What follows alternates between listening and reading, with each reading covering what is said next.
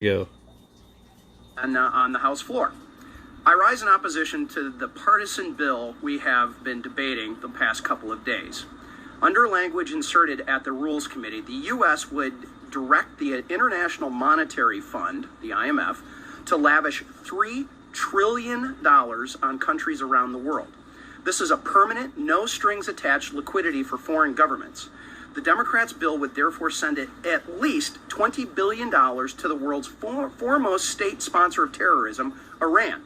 It means at least $17 billion for the Assad regime in Syria. There's also more than $170 billion for the Chinese Communist Party as it takes over Hong Kong and builds internment camps, and another $75 billion for Russia.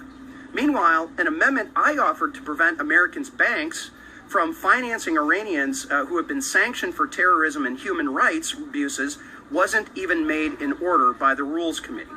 Strange priorities from the Democrats.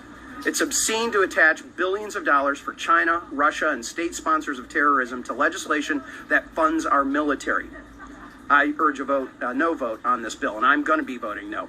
And this is to fund our military, and we are going to be directing the IMF, which, by the way, I had jurisdiction over at one point when I chaired one of the subcommittees on financial services. It was called the Monetary Policy and Trade Subcommittee. And so I'm very familiar with the IMF, very familiar with the good work it does, and very familiar with the bad work that it does.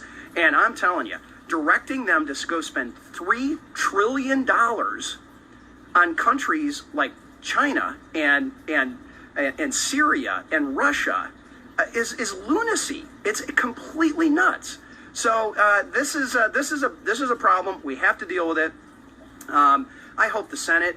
I don't have great expectations out of Michigan's two senators, but I'm hoping that someone in the Senate realizes how foolish this is and what we would be doing if we moved ahead with this. And so again, no hearing in the committee. It got inserted in at the Rules Committee. My amendment that wouldn't allow American banks and therefore our deposits as American taxpayers be used to fund Iranian terrorists was rejected. They wouldn't even take up my amendment. Yet they slid in a directive for $3 trillion. It feels like a jillion.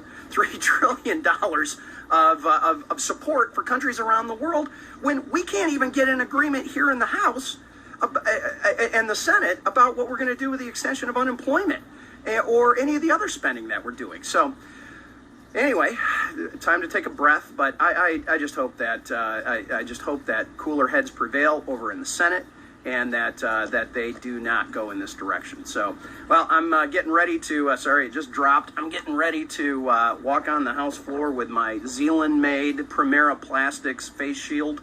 My friend Noel Cuellar and his great team over there pivoted from making automotive parts to face shields, and so I'm wearing that on the House floor. But so hey, everybody, I hope you have a good weekend.